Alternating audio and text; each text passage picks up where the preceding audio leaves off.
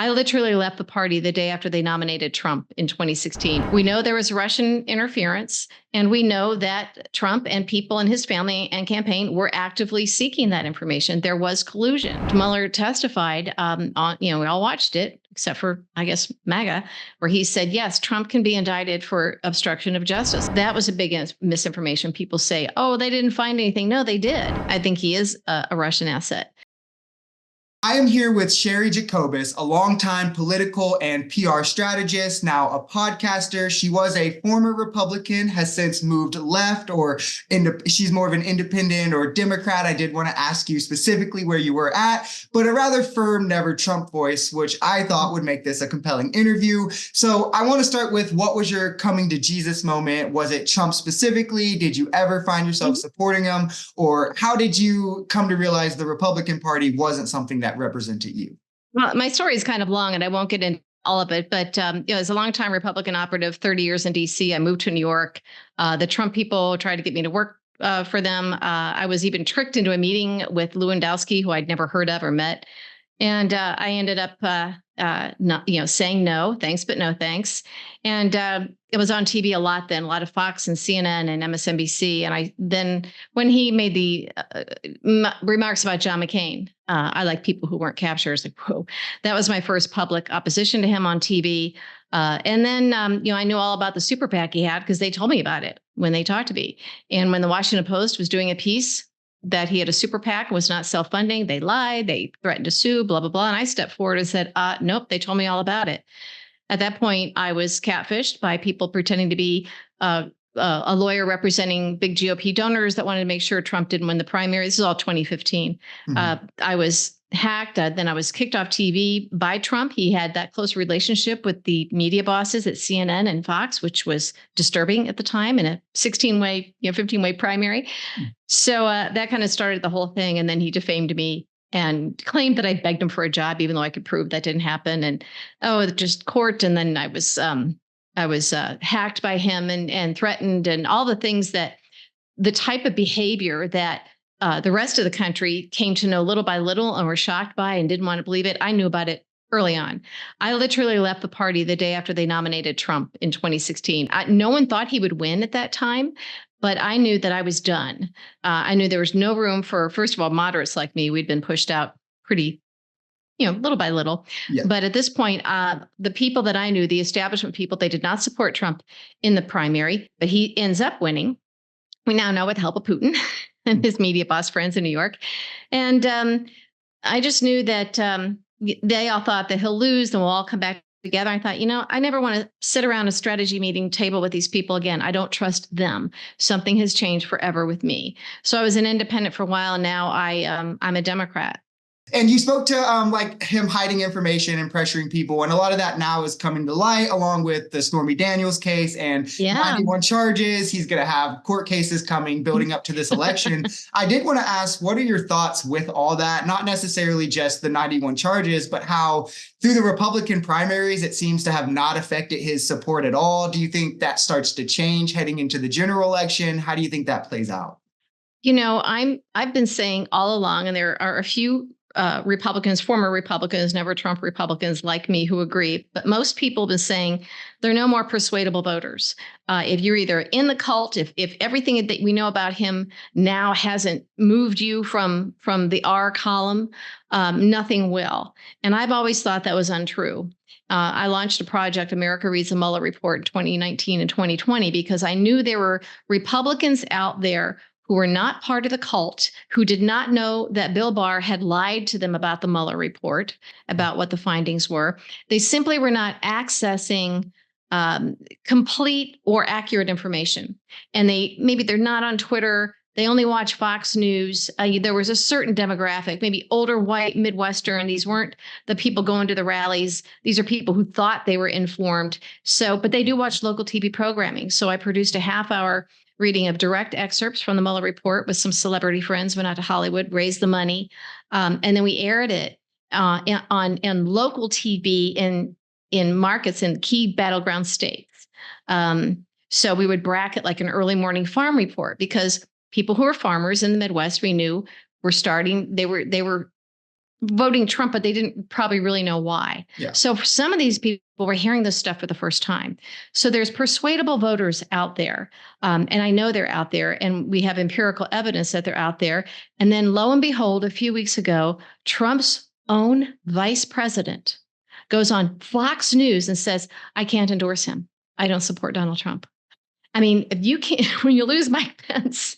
And that's one of many within his coalition that have came. Yes. And Mitt Romney. Now, a lot of it are Republicans that are heading out of office. They're quitting, they're retiring, but I think every time you've got people who consider themselves to be normal, sane Republicans, that's how they view themselves, maybe the country club Republicans or whatever, they increasingly, if people that they identify with are moving to the other side of the room, away from Trump, saying we've had enough, you look around and you see the red hat wearing, yahoos that go to the rallies and, have Confederate flags from their trucks, that whole stereotype, which, by the way, is a true stereotype.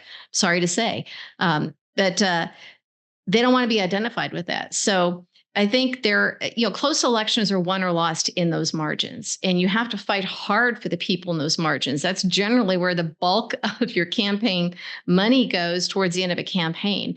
It's sad that they're not better informed, the ones that are learning some of this stuff for the first time, but it's starting to chip away. And again, we don't need all of them. You just need enough of them.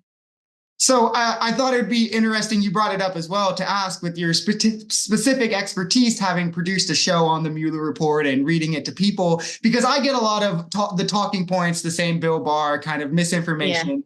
Yeah. Is there like a sort of condensed version you could give of what it was actually spelling out? Maybe, I know you could probably go on for hours and hours talking about it, but maybe just addressing the main crux. Well, when we took the direct excerpts out and the demographic we were targeting, and just the celebrities that I knew and that I could get without going through their age, just like Morgan Fairchild, but for the demographic we were going for, that she was the it girl in the 80s and 90s. They were, so any man watching her give this information, they're going to remember Morgan Fairchild, and she still looks fabulous and is fabulous. And we had the late Willie Garson, who actually came to me and asked to be a part of it when he heard I was doing it, and John Cryer and Tom Arnold, and Montel Williams was sort of the MC of this, the narrator, and then wrote read parts. And he had the longest running daytime talk show in the history of television. So, that demographic. And then we had a few real people from around the country who, read parts when I had one of my celebrities dropped out at the last minute. So the condensed version I used mostly from the summaries. We know there was Russian interference, and we know that Trump and people in his family and campaign were actively seeking that information. There was collusion. There was, conspiracy. There was everything that you can imagine it. But Mueller's hands were tied on a lot of this. And we didn't find out until after the fact that he wasn't even looking into all of the things in the way that we had all assumed. So that was a big misinformation. People say, oh, they didn't find anything. No, they did. And in fact, Mueller testified on, we all watched it, except for, I guess, MAGA, where he said, yes, Trump can be indicted for obstruction of justice upon leaving office. He said it outright. There were like 10, 11 counts of obstruction of justice. And then Bill Barr jumped in and said, no. We've been finding things out ever since then that he did. And then we have Merrick Garland, I'm not a fan, who just sort of let that go. And I guess, and then let a lot of other things go too. So people tend to think, well, if he's not in prison yet, or if he hasn't been found guilty, he must be innocent. Well, no, it doesn't work like that. Yeah. The process takes a long time. He's playing a lot of games. The Stormy Daniels thing could be the very first time where he could be found guilty and get jail time. It's going to become harder and harder for everybody on the MAGA side to say it's all a witch hunt. It's all fake. They're inventing this stuff. It's like, really, everybody? It doesn't. Guilty verdict after guilty verdict after guilty verdict. Yeah. At some point, you have to concede. Yeah, or he gets, when he just like with the election interference stuff, he's gone to court 60 some odd times and lost all but one, and that was just on some minor motion. So he's still trying to sell this election interference garbage. and it was rigged and all of that. And nobody even bothers to ask all of these Republicans, particularly the ones in office who claim that they think that the election was rigged. They didn't say that right away. Most of them spoke out against January 6th. They knew what was happening when they watched it, but they're scared and they get threatened. And so they go along with the big lie. Well, everybody, all their media back home should be asking them, say, okay, if you think that the election was rigged in 2020, you were on the same ballot and you won. Is that saying that? I mean, so you're saying that they only could rig how do they rig just the part on president without going down ballot? So only how did they rig just the presidential ballot? And it can't be proven in any court cases or any. Yeah. Does that mean that your election, Mr. Congressman, Mr. MAGA Congressman, is not legit? So. So and you're right on the point. I just covered on my show, I think a week or two ago, Nancy Mace, showing her right after January 6th saying like, I can't believe this happened, just condemning it completely, to where now she's like, no, it wasn't that bad of a thing, and completely trying to justify it. So I wanted to ask, as somebody who was at one point part of the Republican Party, this kind of effect, as you see with like the Nancy Maces and others, how far removed, how much has Trump changed the Republican Party from just 10 years ago? Oh, gosh. When he first was elected, I'm using air quotes because I think funny stuff happened that night with Putin. The Congress was still these establishment people that I told you about. And so were staff and lobbyists, and everybody went along with it after he became the nominee. They largely were not supporting him, but after he became the nominee, they all want to maintain their seats in Congress. They want to maintain their positions as cogs in the wheel, lobbying gigs, TV gigs, the whole thing. Guys like Ari Fleischer puts his finger in the air, see which network is paying him, and he'll go whichever way they want him. I've known Ari since our 20s. These are people that I've known for a long time and worked with. So I couldn't do what they were doing. I couldn't work with them anymore if they were doing this. But here's what happened. They still were not in the cult. They were not MAGA members of Congress. There were very few. Over the course of these cycles, over the past, now 9 years almost since Trump came down that escalator. Can you believe we've been going through it that long? Mm-hmm. And little by little, the good guys, the same Republicans, leave. And then these Marjorie Taylor Greenes and Matt Gaetzes and these crazy MAGA people who should be in prison, Boebert, start filling in. And then they start gaining power. And now we have a situation where one member of Congress can call for a vote to vacate the speaker's chair. That's crazy. That was something Matt Gaetz did because he wanted to get rid of Kevin McCarthy because Kevin McCarthy wouldn't shut down the ethics investigation in him for having sex with a 17-year-old, whatever. I have a different theory. I think that was the excuse used, but I think that Putin is pulling a lot of the strings here. And remember, it was Kevin McCarthy who was caught on tape having the conversation with someone during the elections, the first one saying, I think Putin pays two people, Donald Trump and Dana Rohrabacher. So if you're Vladimir Putin, you don't want this guy as speaker. So you somehow get them to negotiate new rules for the House where one member of Congress can call for a vote to vacate the speaker's chair. And all of a sudden you have an election for a speaker. I mean, that's pretty rough stuff. And so Matt Gaetz did it. And who do they eventually get? This guy, Mike Johnson, that no one heard of before, who's totally in Putin's pocket. It is all about Ukraine. That's all Putin cares about. And Mike Johnson will make sure, they're trying desperately to do Putin's bidding on Ukraine, one of our key allies, and just let our enemy, Vladimir Putin, just take Ukraine. It won't exist anymore. So history will show that Vladimir Putin has had a lot more influence and power than even we suspect. Yeah, and it's frightening. I just covered, speaking about Russian influence on Republicans just the other day, where Marjorie Taylor Greene was on, I think, Steve Bannon's show, and she was saying Russia is the one protecting Christianity in this war, and Ukraine isn't. And when Russia's bombed hundreds of Christian churches in Ukraine, attacked Christian leaders, how deep do you think this sort of Russian influence? Do you think it's all the way in? What point do you think it's at now? I think it goes very deep in more areas than we think or suspect. Michael Caputo, who he used to work for Putin, and then he ends up on the Trump campaign. He's a Roger Stone acolyte. Roger Stone is his mentor. And he was the guy installed at HHS and basically ordered everybody to lie about the COVID data. And I think he is a Russian asset. He should have been in prison. He and Stone lied under oath to Congress about their contact and collusion with Russian nationals. And then it was Robert Mueller who caught them lying. And they allowed them to amend their testimony. They say they forgot. Well, who forgets about their phone calls and meetings with the Russians? So there was one Democratic member of Congress on that committee who told me that he and others had wanted to refer them to DOJ for indictment.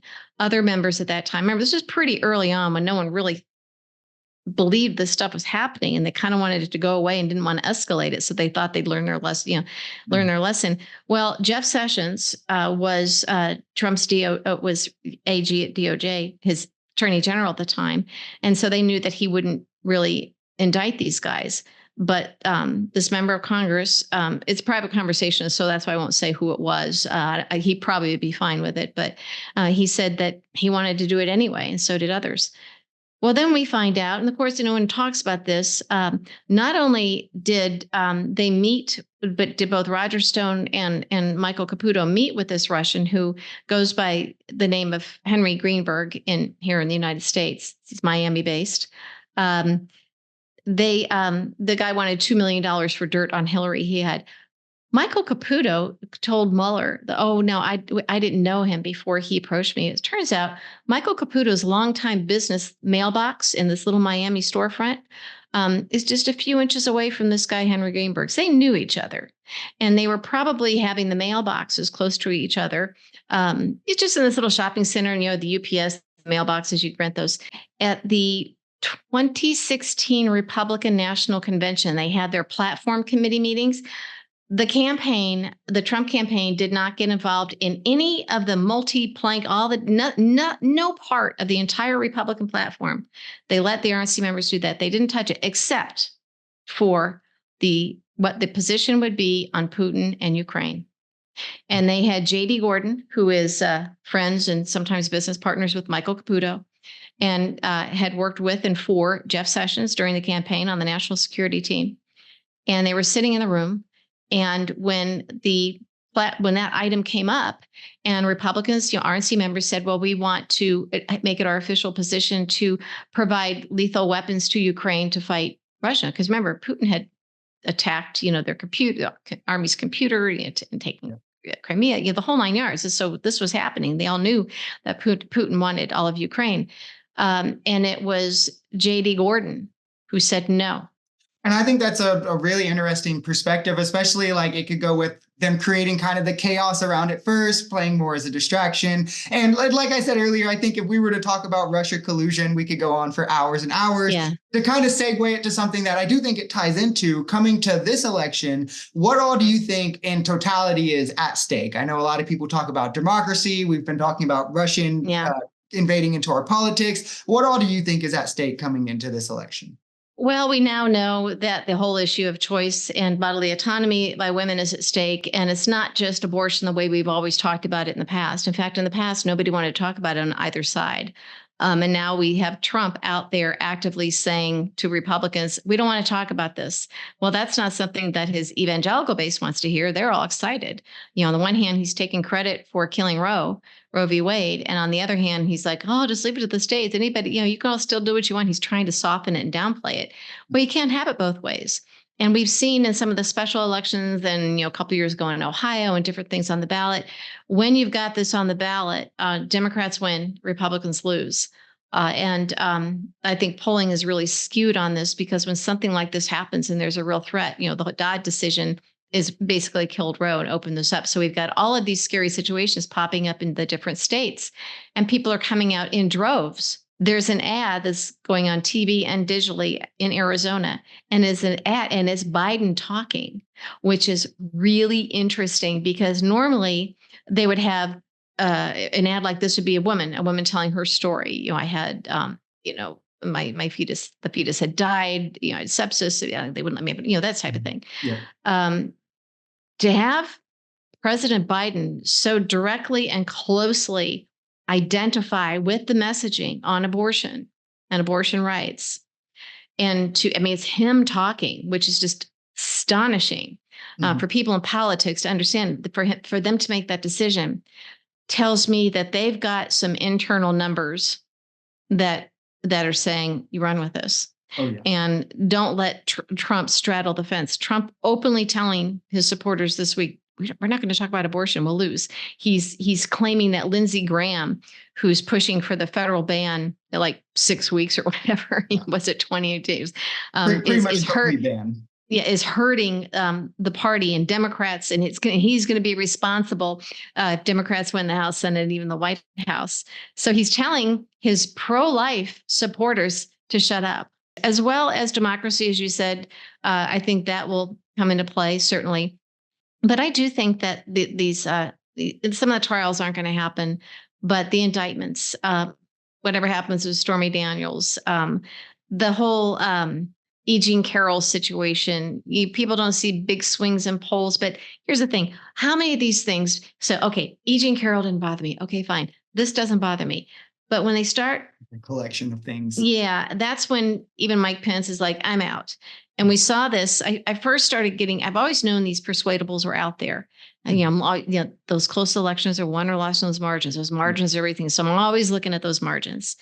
And I noticed something, not in Iowa so much with the caucuses, but in New Hampshire for the primaries. They'd have these Republican voters, primary voters tend to be, pretty interested in politics. They're your most passionate voters. And these were, just your nice older middle-aged, white country club types, or people could have been, well, not my dad, might be too old, but, just kind of, not the rally types, not evangelicals. Yeah. Just kind of boring vanilla people who voted Trump twice, and they were saying, I voted for Nikki Haley. They were on camera saying, no, I voted for Nikki Haley. Okay, you're going to vote for Trump if he's a nominee? And they were saying, no, I will not vote for Trump. I will either vote for Joe Biden or I won't vote for president at all. That, right in those margins that we're talking about, those are the people that you want to find. Those are the people that you want to find each other so that they feel comfortable crossing from that one side of the room to the other. So I guess to kind of change topics a bit, it still has to do with this election. It just came to me. I wanted to ask you, how much of a part do you think RFK Jr. plays in this election? And do you think he takes more from Trump or Biden? That's a really interesting question, because conventional wisdom early on, and maybe it was true early on, so that he would take from Biden. He was running, as a Democrat. Now he's, I guess, independent, but he's crazy. Yeah. And Biden isn't, and Biden supporters aren't. Trump is, and Trump supporters are. So I'm going to go with it's going to hurt Trump more. And the Trump people apparently are starting to see this as well. The plan is, and as people have been very open about it, is to have RFK Jr., who his own family has come out against. They all visited, Biden at the White House, were very open, had pictures taken, and they're saying, we do not support, him. Yeah. We support Biden. And what they want to do is deny, they know that Trump cannot win the popular vote. They're assuming that Trump cannot win the Electoral College unless he cheats, unless there's some funny business, which there was in 2016 on election night, after ABC's Chris Vlasto made a call to his buddy in the Trump campaign at 5:01 while polls were still open, and had secret exit polling that showed where they'd lost and where. And then over the next few hours, my goodness, magically 77,000 votes just magically appeared in those 3 states, Michigan, Pennsylvania, and Wisconsin. So they want to deny what Kennedy wants to do is deny, and what Trump wants is to deny Biden enough electoral votes to win. Trump won't have enough to win. So if Kennedy can get some, then neither candidate wins, and it gets thrown to the House of Representatives. Well, it's not done on a straight majority vote. It's done by delegation, where Republicans have the advantage, and they would give the presidency to Trump that way. Yep. So then I wanted to end with one more that you might be able to relate to as former Republican, disillusioned Republican, I guess, so to speak, now coming to the Democratic side. What do you think needs to be Biden's sell, like the main talking point coming into 2024 for those people like you spoke to, the Haley voters who won't vote for Trump, maybe never Trump Republicans, people in the middle? What does he need to focus on? Is it just, like you said, women's reproductive rights? What's the whole sell? I actually think the most attractive thing about him, it may sound boring, but that's the whole point. His competency, the little things that add up. And then there's going to be some big heavy hits against Trump. Maybe outside groups do that. I think the fact that you've got all of these people now who now are only paying, now it's $35 a month for their diabetes medicine. Maybe they were spending $700 a month on their inhaler for asthma. Now it's going to be, again, what, $35? Student loan forgiveness, things like that, which sound like they're small and you're nibbling around the edges. Think about that, the difference in someone's budget of a middle-class person, hundreds of dollars to have an extra $600 a month without getting a raise or, selling a quart of blood or something. Yeah. So the real difference. And I think when people understand that the inflation that the Republicans are trying to blame Biden for is really greed, corporate greed. When you look at, the message can get out. The CEOs making that kind of money and they should be taxed heavier. The real thing that's going to affect a lot of people is what Republicans plan to do with Social Security and Medicare. Then they try and deny it and hide it, but they're trying to do it. But we have that. And so that takes, if you are reaching that retirement age, have parents or a relative that you help prepare for that, and you start looking at what that's going to do to their life and future and your life and future, that's big. And so if you bracket that with that generation, and then you look at a younger generation who are going to be losing their reproductive rights, you can start closing in where there's not a lot of room for Republicans to run away from. Yeah, and that's something I always talk about a lot on my channel is how Trump specifically and Republicans do want to go for Social Security and Medicare. Trump delayed the payroll tax during COVID and then ran on making that a permanent tax cut, which is the main funder, if not the only funder of Social Security and Medicare. So he does want to cut it. He's just not going to outright say it. Before we do in the interview, I want to give you a chance. You can tell people where to find you, your podcast, any of that stuff, what you're working on nowadays. The floor is yours. Oh, sure. Well, you can find me on Twitter. That's where I spend most of my time. I do Threads and the others, but I'm on Twitter at Cheri Jacobus, CheriJacobus. My podcast is called Politics with Cheri Jacobus. And there's a link on that in my bio section on Twitter. I have it on Patreon. So that's what I do. And I'm helping Democrats now and talking to different candidates. I had one through primary, and then he suspended his campaign and endorsed somebody that he was very comfortable with. So I am starting to actually work in Democratic politics, which, at first they're like, oh, but you're a former Republican. And then someone else in the room would say, yeah, but she was one of the first out there and she sued the guy and she's been all at TV. She lost everything because of him. Yeah. And she did America Reads a Mueller Report. So she's good. I think we could trust her. So awesome. Thank you again for coming on the show and taking the time to speak with me and giving the know-it-all about the Mueller Report and Trump and all that stuff. And I'll have those things linked in the description as well if anybody enjoyed any of the things she was saying and wants to keep up with her in her podcast. I hope you enjoy the rest of your day and best of luck to the candidates you are working with. Thank you very much. Awesome. See ya.